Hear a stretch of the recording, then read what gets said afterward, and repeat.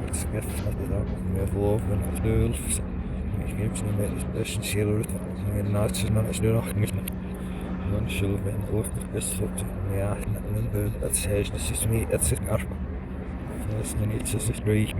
Het is niet zo arm, maar zo is niet het moet naast me. Hier is zo is het.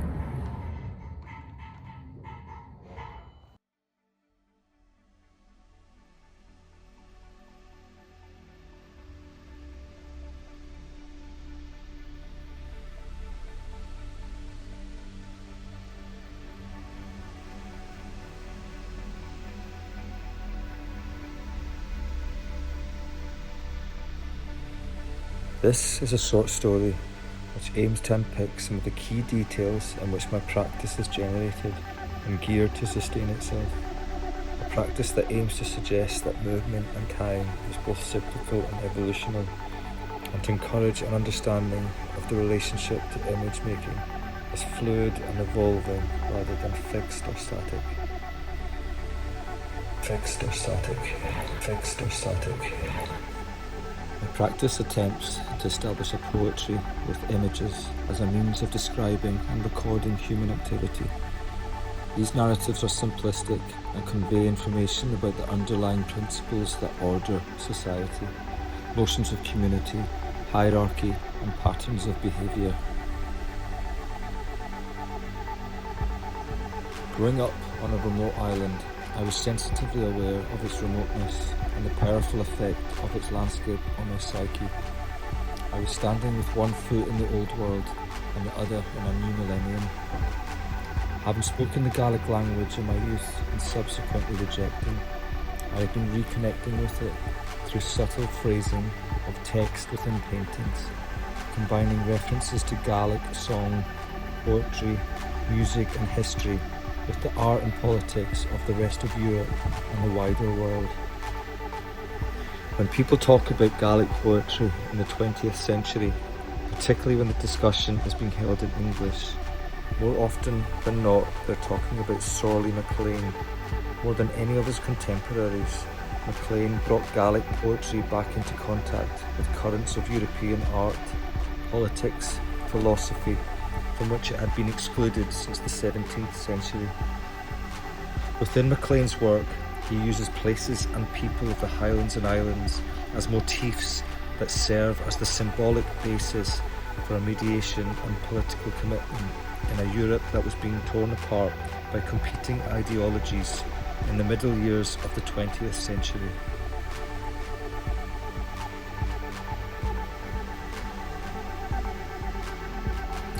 Images and text seem to come in close from far away, rather like the drone of a pipe.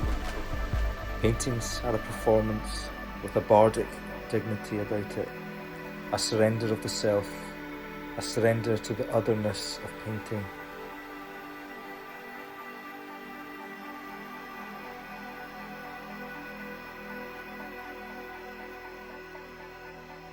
A poet can be great only when they are truly themselves and faithful to the horizon of circumstance that encircles them. What I admire in poetry was the lyrical cry, which was in poems which might not be sung, but suggested singing, and with that there goes the desire to say the unsayable.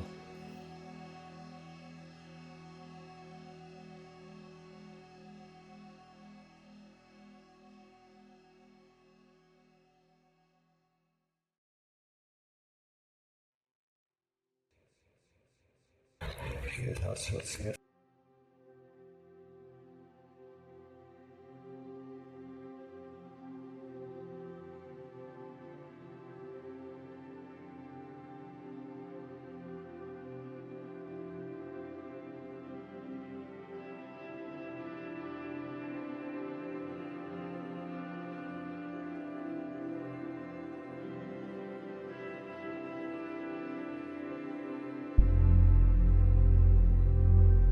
Recontextualizing pre-existing material generates potent resonances and meanings by sequencing and montage. I rely on the use of archival imagery in photography as an aide memoire which attempts to allow the viewer to experience polarities that riddle culture and thought by overlapping and juxtaposition. Narratives overlap, compete and collide, whilst the Gaelic language and traditional culture and society of the Highlands and Islands are interwoven through these narratives, serving as a form of memoryscape where events and memories conflate.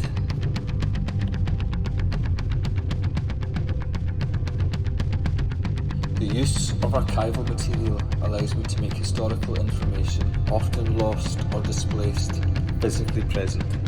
I am exploring how different practices mix entropically, staging my sources as a spatial stream of consciousness, sometimes melancholic, often heterogeneous, always incomplete. I elaborate on the found image, object and text, and favour an installation format which allows for a non-hierarchical spatiality.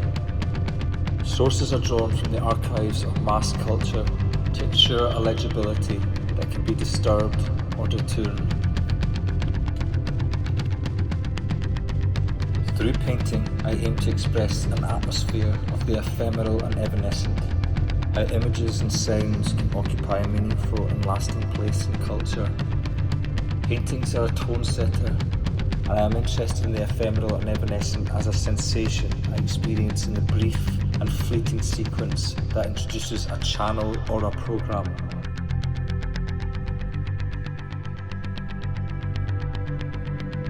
They are hidden in plain sight. Their creativity is often undervalued by industry practitioners and viewers alike, designated a hidden art form. The sound worlds of idents are doubly overlooked, often ignored in visually centric discourse on idents. In the production process, composers are often peripheral to the project, involved only towards the end. The music and sound of idents play many crucial roles.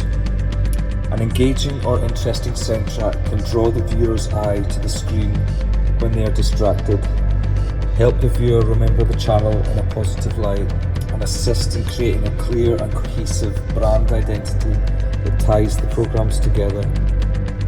I consider the diverse elements within my practice adjoining to form a whole and intended to reflect the self of an artist moving reflexively through a practice.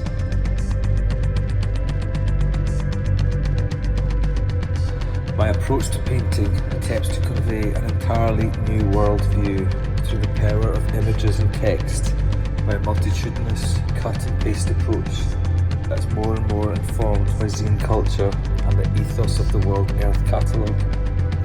The whole Earth Catalogue was the proto-blog, a collection of reviews, how-to guides, and primers on anarchic libertarianism printed onto densely packed pages. It carried the tagline, access to tools, and offered know-how, product reviews and cultural analysis.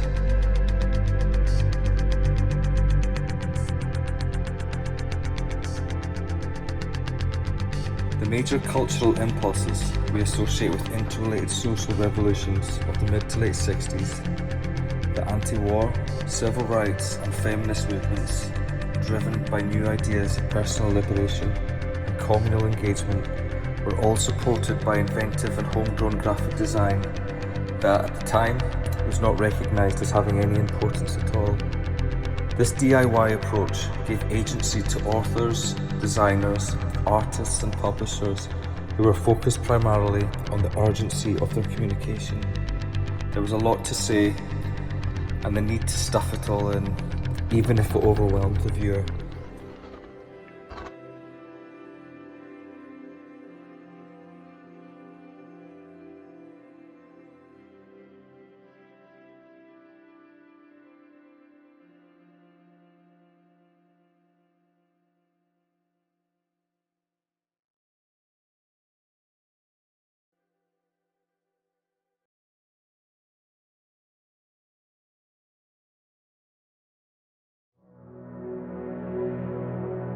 Within my practice, I'm working in a post-analog mode.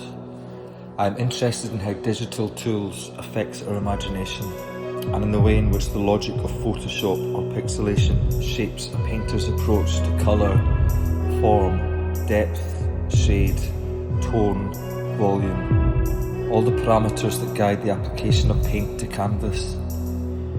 Post-analog is meant to suggest that the paintings were not even conceivable before digital imaging changed the structure of our images. The content and structure of paintings function as an atlas, a painterly mixtape, an assemblage that juxtaposes seemingly disparate imagery and motifs, collaging mashups of high-low imagery that interweave pop culture references, cartoon, brutalism, print media, television iconography, zine culture and typography, attempting to exude an essence of postmodernism.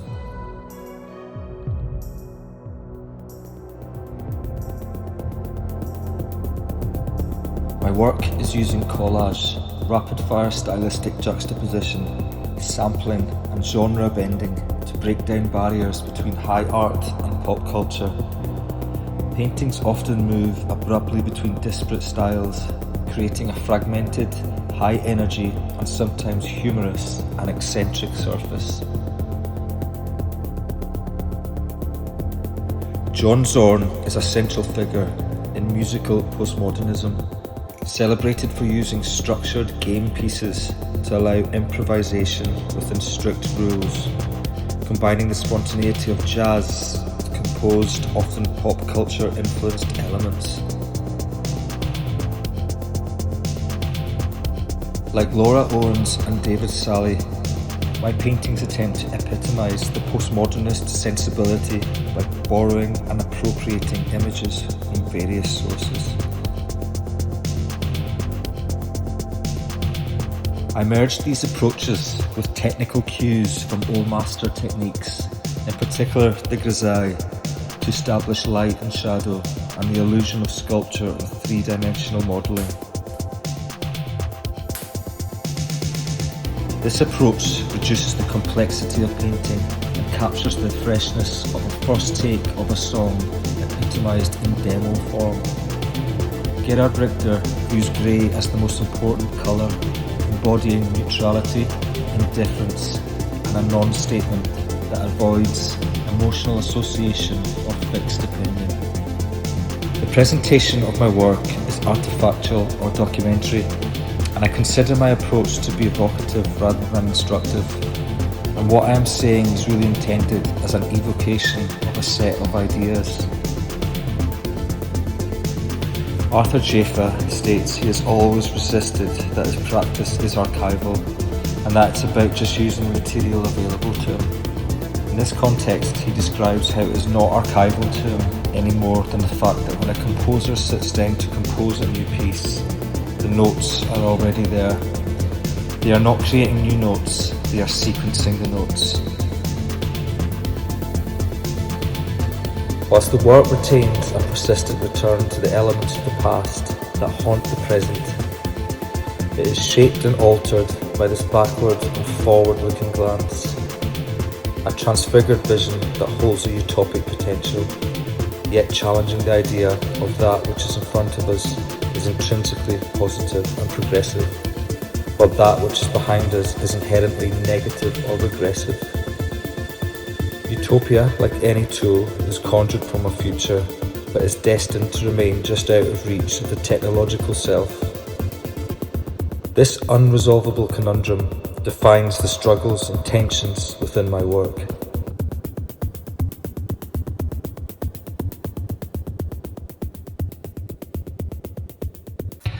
The notions within my work all relate to time, temporal bleed-throughs from earlier periods relative to my past, and the handling of anachronism, slippage of discrete time periods into one another.